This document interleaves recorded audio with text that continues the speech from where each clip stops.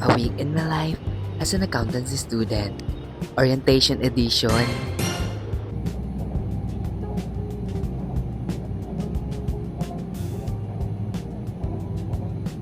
So ayun, sakto pagdating ko, mag-start pa lang yung class. Ayan, pauwi na sila kasi tapos na yung isang subject. So ayan, naglalakad na ako pauwi dyan. Kunyari introvert lang. Ganito pala sa Maynila, puno ng pangarap.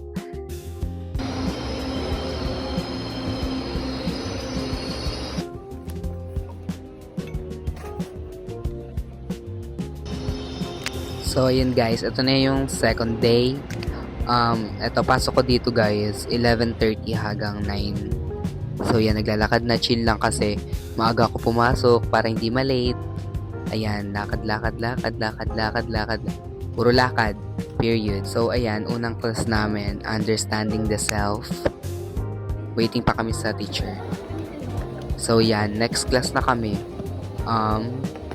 Sa may taas naman yan. Actually, tuloy-tuloy siya. Yung first class namin hanggang second class. Ganun ulit, waiting lang hanggang sa dumating yung prof.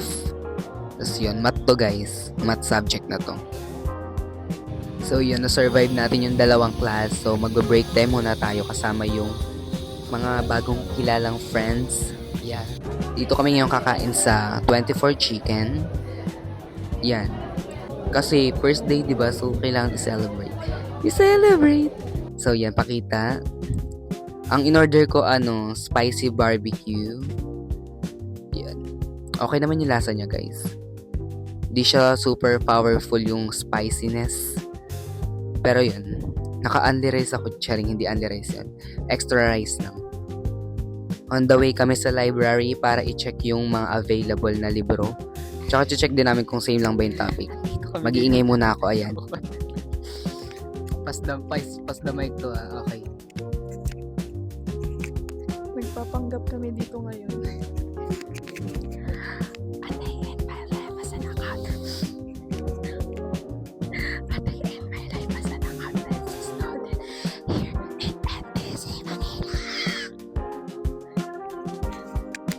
Hello. Ano to? I-upload mo to? Yun, nagamit namin.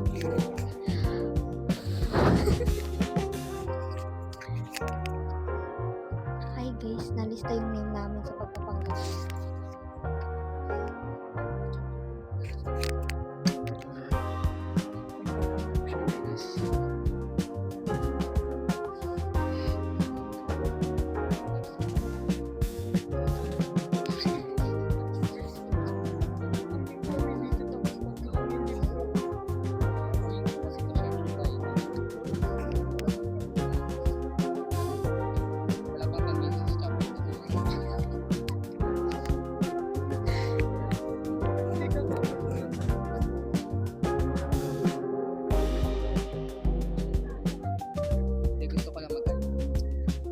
Gusto ko lang iscan yung yung libro. Ano ba? Huwag kang matanggal. Ay, perfect ka dyan. 1 to ano yung nabasa mo? 1 to page 922. Perfect siya dun. Okay, ngayon magko-quiz tayo. Hindi pala. Oo. Kaya dapat mag-aaral. Ayoko natin, sumasakit ulo ko. Ay, asaan?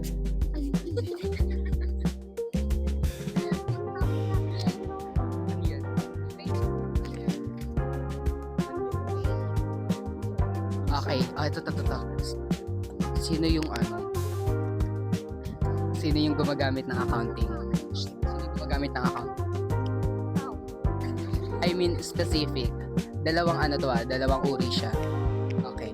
Internal and external. Okay. Give me some example of internal.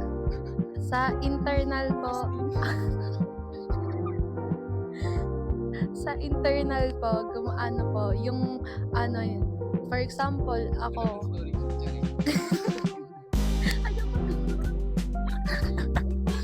Okay. O, may tama daw. Alin? O, investors nga. Isa-isa. Basta mo. Tama natin. Tama nga. Charot. Ito nga siya. Si Bakala. Scan lang kasi ako, scan. Scan lang. Okay.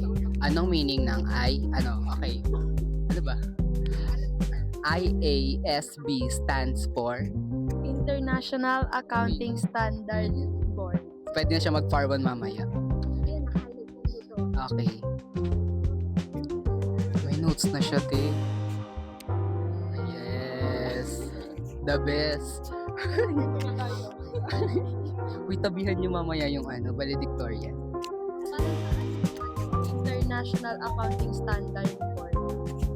Sa dulo ng dila ako. Perfect. Okay. Ano yung tanong mo, te? Bakit, mayroong organization na, Hindi, bakit may, International Accounting Standard Board? Para saan yung purpose niya? Ako sasagot. Ang purpose nun is to have a green light. Parang may namali silang ginawa, kaya parang nag-set sila ng rules na standard. Perfect kami doon. Ano ba? Mag-aaral muna kami. Hindi. Magbabay na kayo. Perfect. Ala, pakita mo, te. Cool! Yes. So, yun. Bye-bye na.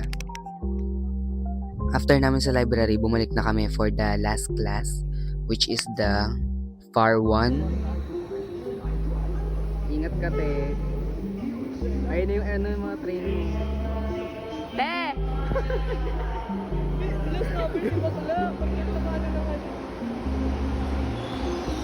Pauwi na kami, guys.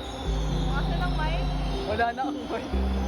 So yun, doon na natatapos yung first week, I think. Pero may online class pa kami, guys. So yun. Ayan, online class naman para sa NSTP. So, binidyoan ko siya for documentation. Ayan, para may upload. Ayun. Ayun na yung last class ko for this week. Ayan ang ganap ko for this week. So, sana nag-enjoy kayo and see you on my next video. Bye!